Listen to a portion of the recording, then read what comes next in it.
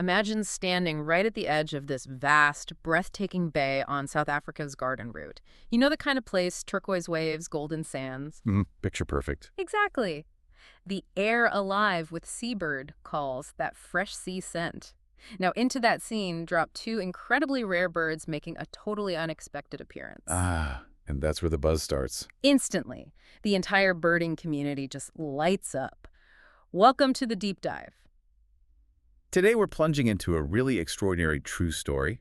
It's about the recent sighting of two very elusive plover species. The Tibetan Sand Plover and the Greater Sand Plover. Right, down on South Africa's stunning garden route. And this wasn't just, another tick on the list. It was a real phenomenon. It really captured people's imagination. It did. And guiding us through this is someone with a fantastic first-hand account, Ben Fuchsia. He's a national tour guide for nature and culture. And also, importantly, a BirdLife South Africa preferred tour operator and guide, a real expert on the ground. Absolutely. Ben's passion and his insights are really going to bring this whole thing to life for us today. He operates under the name Birdwatcher. And what's so remarkable about this, I think, beyond just seeing these beautiful birds, is what it tells us, about the dedication within the birding world. Yeah. And just the unexpected wonders nature throws up. Ben's view is invaluable. Yep. He was right there, watching, identifying, sharing it. Definitely. So our mission today, let's unpack the story behind these rare visitors. Let's try and understand the real challenge in telling them apart. Which isn't easy. No. And appreciate the dedication it took for people to actually see them. And crucially, discover how you, listening now, could maybe get involved in similar adventures. Connecting with nature, basically. Exactly. So let's jump in. Okay, set the scene. It's late July 2025. Plettenberg Bay, already famous, right? A jewel on the garden route. Oh, absolutely. Stunning place. But it didn't just become a holiday spot. It suddenly transformed into the hot spot for bird watchers from all over South Africa. The news spread fast. Like wildfire. You could almost feel the buzz, the anticipation as word got out through all the birding networks. And the stars of this show, the Tibetan Sand Plover, sometimes called the Lesser Sand Plover. Or Mongoolse Strandkiewiet locally. Right. And its slightly bigger cousin, the Greater Sand Plover. Grootstrandkiewiet. Now, these aren't your common beach birds you just stumble upon. They're elusive. Yeah. They stick to specific spots. Which is exactly why seeing both of them together was so incredibly exciting. Yeah, hugely significant. For lots of people, it's probably a once-in-a-lifetime sighting in South Africa. What's truly fascinating here is just how rare these particular waders are in South Africa. You see, they normally breed way up in Central Asia. Right, steppes, semi-deserts. Exactly. Then they migrate huge distances, coasts of Arabia, East Africa, Southeast Asia. That's where they usually winter. So South Africa is way off track. Way off track. For them to turn up on the South African coast, especially both species together, it's incredibly unusual. We consider them extreme vagrants here. That's why Ben Fuchsia, birdwatcher, described them as seldom seen. It's not just uncommon, it's almost an anomaly. So naturally, their arrival just electrified the community. I bet. Birders came from everywhere, all heading for the Keurbooms River mouth. That estuary, with its quiet shores, rich tidal flats, it suddenly became this beacon, a proper birdwatcher's dream, offering this glimpse into global migration. Okay, let's unpack this identification challenge a bit more. Because you've got these two rare birds looking really similar. Side by side sometimes. Yeah. Foraging on the same beach, even for experienced birders, telling them apart sounds like quite the task. Requires real focus. It really does. So how do you do it when you're out there trying to get a good look? How do you confidently say, that's the Greater, that's the Tibetan? That's the million-dollar question, isn't it? It really demands a keen eye for, well, subtle details, almost like solving a puzzle in real time.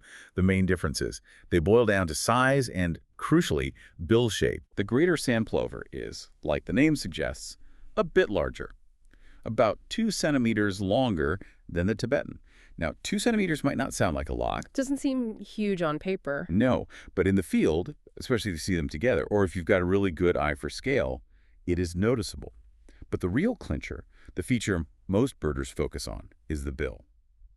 The Greater Sand Plover has a noticeably thicker bill. It's more robust, maybe slightly more conical. Compared to the Tibetans. Which is finer, more delicate, almost needle-like. That bill shape is often the key identifier.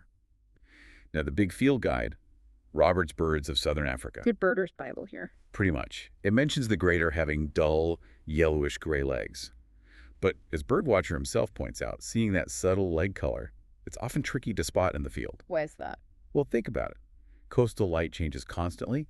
The birds might have muddy legs, their posture. Lots of things can hide it. So while it's maybe a helpful secondary clue, it's not always reliable. So stick to size and bill. Exactly. Yeah. Size and that distinctive bill shape are your most reliable markers, especially if you can see them near a more common bird like the white-fronted plover. That gives you a baseline. Ah, like a reference point. Precisely. And Ben mentioned something really helpful. Local birders managed to get some beautifully captured side-by-side comparison videos. Oh, brilliant. Yeah, those videos became super useful for confirming IDs. You could freeze frames, really analyze things you might miss in the heat of the moment. That's incredible. It really highlights the level of skill involved, doesn't it? Training your eye, noticing tiny details, and that feeling, that satisfaction when you know you've correctly identified a rare bird. You've truly seen it. It's a great feeling. That's what turns a casual birdwatcher into a real birder, right? And those moments, spotting a species for the first time and you're like, those are your lifers. The holy grail for many birders. And for some, chasing those lifers, traveling long distances for rare sightings, that makes them twitchers. Super dedicated folks. A very committed bunch. But the beauty is, you don't have to be a twitcher to appreciate this level of detail. It's really about that deeper connection, observation, discovery. But here's where the story gets really interesting, I think. Seeing these plovers, it wasn't just a casual walk down to the beach. No, not at all. Witnessing these rarities took significant effort. A proper pilgrimage, as Birdwatcher vividly put it, out to the Keurbooms River mouth. We're talking about a pretty demanding 6-kilometer round trip, 3 kilometers each way. And not on a paved path. No. Trekking through soft, shifting sand. Apparently, it really tested the stamina of even the most dedicated birders. It wasn't just a walk, it was a physical challenge. Ben described how relentless that sand was, didn't he? Sinking in with every step. Yeah, making it feel much longer than just 6 kilometers. And there was this specific obstacle that made the hike unavoidable. The river mouth itself. Right. Without a boat, crossing it was impossible, even at low tide. So the hike became this necessary pilgrimage if you wanted any chance of seeing the birds. Adds a certain quest-like element to it. Totally. You can almost imagine the camaraderie, everyone pushing through, knowing what prize might be waiting. And if we connect that effort to the bigger picture, well, that kind of dedication is often what it takes, isn't it? To experience these really rare, cherished moments in nature. It says a lot. It speaks volumes about the passion in the birding community, their willingness to really go the extra mile, quite literally here, for a glimpse of something special. It's more than just ticking a box. Definitely. It's about that profound connection you feel when you overcome challenges to witness natural beauty. These fleeting encounters, they deepen our appreciation for, the delicate balance of ecosystems. And our place in it. Exactly. It ignites this sense of stewardship. It makes you realize how interconnected everything is. A tiny plover from Central Asia bringing people together on a beach in South Africa. And the reward. For those who made that tough journey, Ben assures us it was absolutely worth every single step. I can imagine. Picture it. These two precious, rare plovers just delicately foraging along the shoreline. Their tiny movements against the backdrop of Plet's rugged beauty. A beautiful contrast. It's more than just a sight. It's an experience that sticks with you long after the birds have flown off. A moment of real peace and connection, watching nature unfold.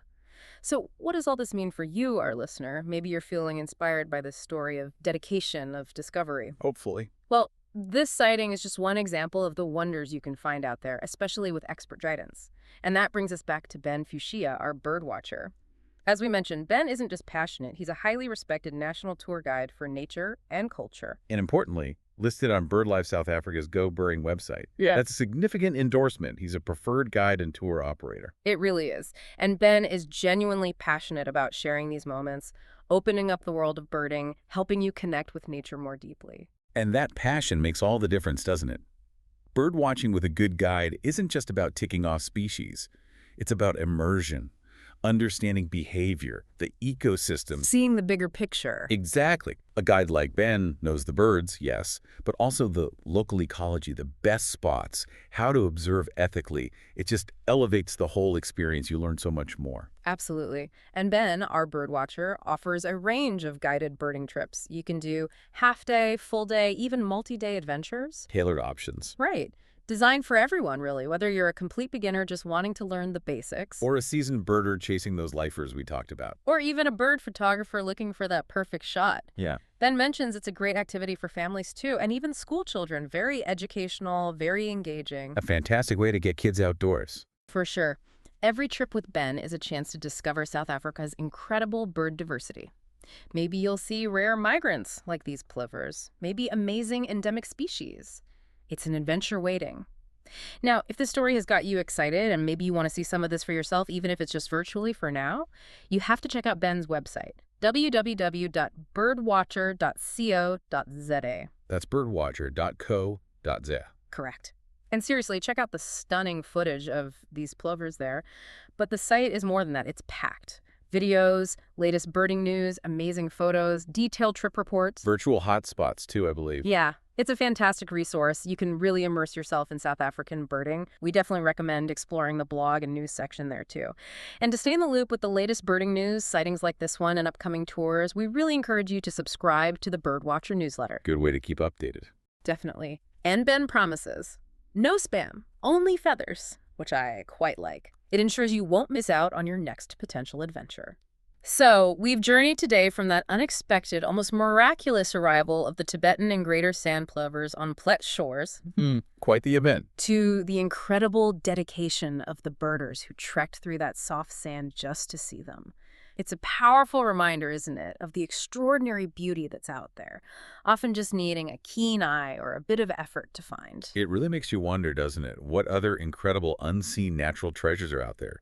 Maybe just a tough hike away or needing a closer look, waiting for you to discover them. Yeah. And perhaps more profoundly, how do these fleeting moments with rare migratory birds deepen our understanding of the planet's delicate, interconnected ecosystems? What do their journeys tell us? Exactly. About the health of our world, the impact we have. It prompts you to think about conservation, about protecting these wild spaces and the creatures that depend on them. Absolutely. So let's take a cue from our bird watcher, Ben Fuchsia. Keep your binoculars ready. Keep that curiosity alive. And keep exploring. Definitely.